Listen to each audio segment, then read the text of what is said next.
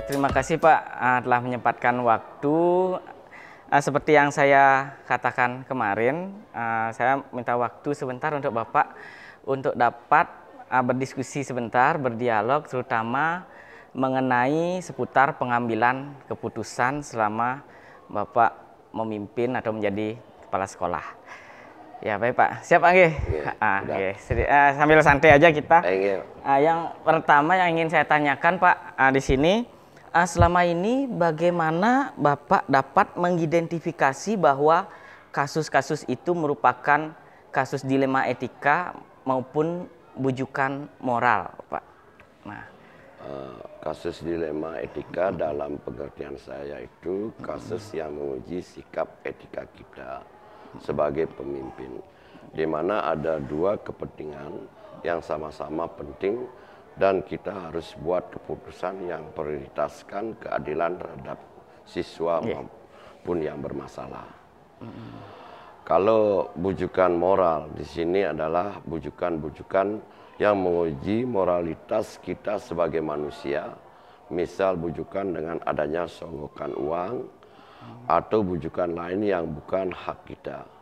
Hal ini harus kita hindari sebagai pemimpin. Ya, baik. Jadi itu Pak ya, terutama bujukan moral itu dalam pengambilan keputusan, apalagi ada sogokan untuk kepentingan-kepentingan tertentu. Dan etika juga keputusan yang sama-sama penting ya. Jadi Bapak identifikasi seperti itu.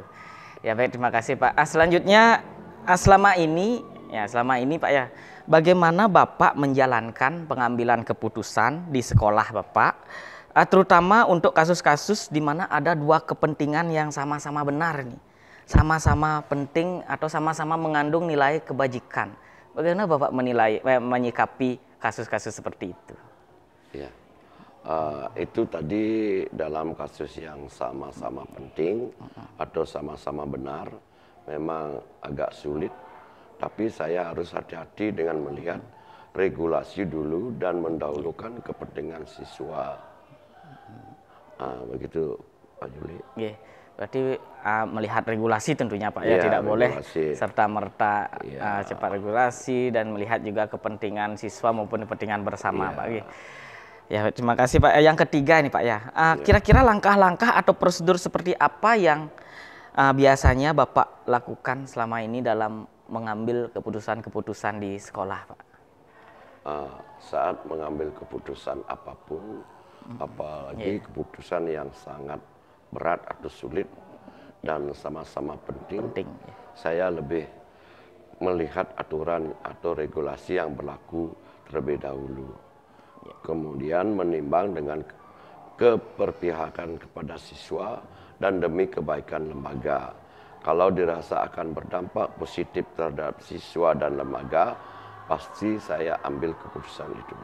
Ya, jadi menimbang-nimbang dulu Pak ya, menimbang dengan regulasi, dengan kepentingan siswa atau yang lebih besar Pak ya. Ya, jadi itu saya sudah mendapatkan jawaban. Berikutnya, jadi hal-hal apa saja yang selama ini Bapak anggap efektif ya, Bapak anggap efektif dalam mengambil keputusan, terutama pada kasus-kasus yang mengandung dilema etika Pak, yang Bapak anggap efektif? Ketika ada kasus yang membuat dilema, yang efektif menurut saya adalah saling berkoordinasi. Baik dengan wakabid, baik dengan guru, juga kepada masyarakat, terhadap komite. Jelas intinya komunikasi yang baik dengan semua pihak itu yang utama. Jadi berkoordinasi lebih banyak. Bagus sekali Pak. Jadi koordinasi Pak ya, intinya komunikasi yang terjalin itu harus dengan wakabid, terutama dengan guru, terutama dengan komite juga Pak ya, pihak. Jadi itu. Terus yang kelima nih Pak ya, hal-hal apa saja yang selama ini merupakan tantangan, yang merupakan tantangan dalam pengambilan keputusan pada kasus-kasus dilema etika yang Bapak anggap itu sebagai tantangan dalam pengambilan keputusan, kira-kira apa selama ini Pak? Yang menjadi tantangan saya, kira saat kita ingin membantu seseorang dengan tujuan yang baik, terbentur dengan aturan atau regulasi yang ada, bahkan dapat merugikan saya dan lembaga, itu akan menjadi tantangan ke depan untuk saya. Ya, terutama yang terbentur dengan aturan, dibenturkan dengan aturan, tapi kepentingan ini juga penting, ya. Jadi, ya, jadi Bapak juga pasti menimbang kalau ini dirasakan berdampak buruk bagi saya, apalagi bagi lembaga kan nanti lebih dipikirkan, Pak. Ya, baik. Berikutnya, Pak, ya, adakah Pak, adakah jadwal tertentu atau langkah-langkah khusus bagi Bapak dalam menyelesaikan kasus atau mengambil keputusan kasus dilema etika? Apakah Bapak langsung menyelesaikannya di tempat atau memiliki jadwal tertentu untuk menyelesaikannya dalam bentuk prosedur apa yang Bapak lakukan biasanya? Ya, jelas di sini prosedur yang saya lakukan itu dalam kasus-kasus dilema, jelas saya harus butuh waktu untuk menyelesaikannya. Seperti yang saya bilang tadi, waktu untuk berkoordinasi atau berkomunikasi dengan semua pihak, baik itu wakabid, para guru, atau yang relevan terhadap masalah itu, seperti mungkin orang tua, wali murid, dengan komite, bagaimana kasus itu bisa kita selesaikan secara kekeluargaan. Setelah itu baru bisa saya putuskan apa prosedur yang etika yang ada. Berarti Bapak dalam memutuskan sesuatu yang penting itu sangat hati-hati, Pak, ya. Butuh waktu koordinasi dulu dengan pihak-pihak yang relevan, kepentingan. Ya, jadi saya kira bagus juga itu, Pak, untuk mendapat keputusan yang tepat nanti, Pak, ya. Artinya, selanjutnya, Pak, kira-kira adakah seseorang atau faktor-faktor yang selama ini mempermudah atau dapat membantu Bapak dalam pengambilan keputusan, terutama dalam kasus-kasus yang mengandung dilema itu, Pak? Oh, jelas, tentu itu ada, ya. Karena saya kan sebagai manusia jelas tidak sempurna, ya. Faktor-faktor yang membantu dalam pengambilan keputusan adalah seperti para pendamping saya, wakabid, para guru, terus serta komite sekolah, orang tua, murid, siswa yang ada, terus mereka adalah orang-orang yang saya percaya, yang memiliki tanggung jawab tinggi untuk saya ajak berkomunikasi dulu.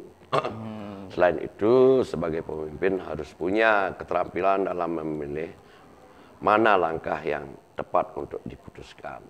Itulah yang membantu saya dalam menyelesaikan kasus. Ya, berarti sebagai pemimpin juga perlu keterampilan, Pak, ya, setelah berkoordinasi juga mana yang langkah yang tepat, ya. Jadi tidak bisa juga harus melibatkan juga beberapa pihak. Otoriter, betul sekali. Kita tetap berkoordinasi kekeluargaan. Itulah penyelesaian masalah yang komunikasi, ya, betul sekali. Saya kira setuju juga, Pak. Terakhir, Pak, ya, terakhir nih pertanyaannya. Dari semua yang telah Bapak sampaikan, atau pembelajaran apa yang dapat Bapak petik dari pengalaman Bapak selama ini dalam mengambil keputusan selama memimpin sekolah, Pak? Apa pelajaran yang berharga bagi Bapak? Selama saya mengambil keputusan dilema etika, pengalaman berharga adalah bagaimana kita bisa memutuskan sesuatu dengan saling berkomunikasi antar semua pihak.